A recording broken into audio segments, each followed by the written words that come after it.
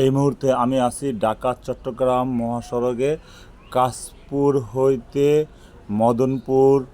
ওই রাস্তায় বিশাল জ্যামজট সৃষ্টি হচ্ছে, গাড়ি উল্টা পথে চলছে, যার কারণে জ্যামজটের সৃষ্টি বলে মনে করে ট্রাক ড্রাইভার, বাসের ড্রাইভাররা। তো চলুন সামনে দেখি কি অবস্থা। এই যে সামনেটা দেখেন, আপনারা দেখতে পাচ্ছেন যে বিকল্প যে সাইডটি ঢাকা মহাসড়কে ঢোকার যে সাইডগুলা, ওই সাইড দিয়ে উল্টা পথে চলছে গাড়ি, যার কারণেই সৃষ্টি হচ্ছে যানজট।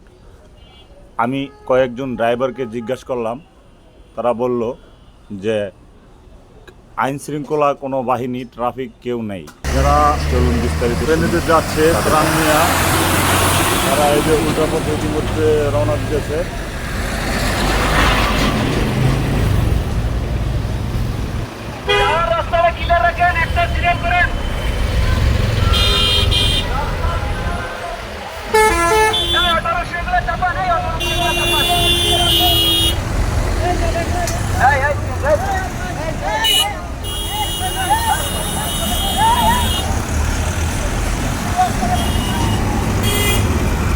জ্যামটা কিসের ভাই?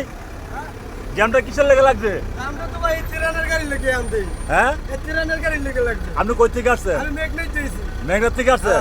এই ট্রেনের গাড়ি লেগে জাম লাগছে। সাইডে বাইরেছি, আমরা আইছি 9টা বাজে। আচ্ছা আচ্ছা।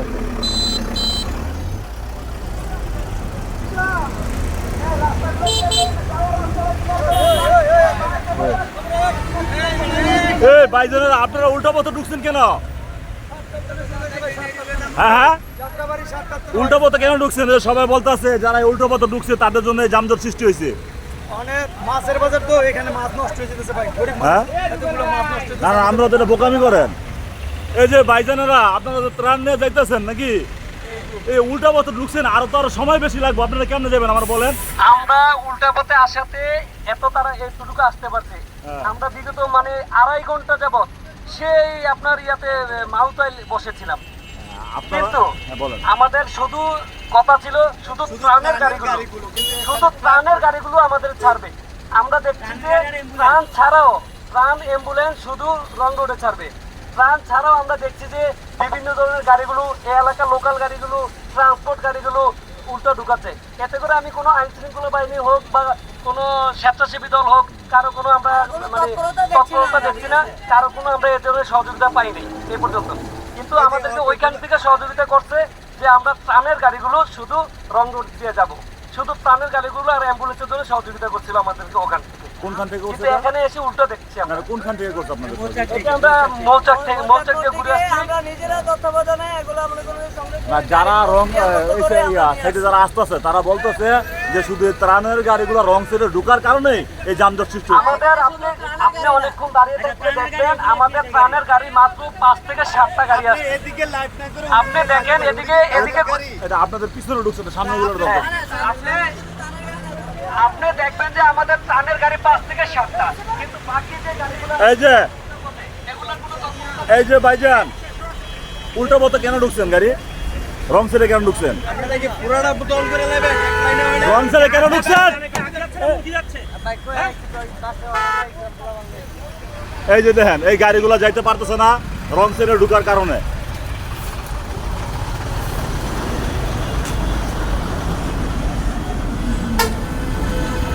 হ্যালো ভাইজান, যানজট কেন রাস্তায়? হ্যাঁ, উল্টো পথে এই জন্য যানজট সৃষ্টি হচ্ছে না? আচ্ছা, কি ব্যাপার ভাইজান, আপনারা উল্টা পথে কেন? হ্যাঁ, এই দেখে আপনারা অন্যায় করতেছেন ভাইজান।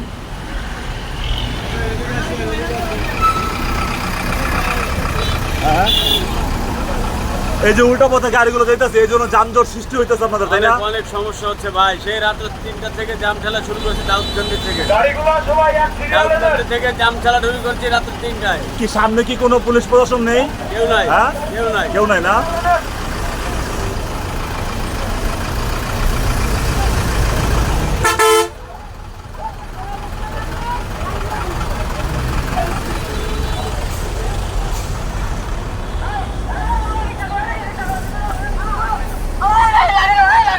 লাও লাও লাও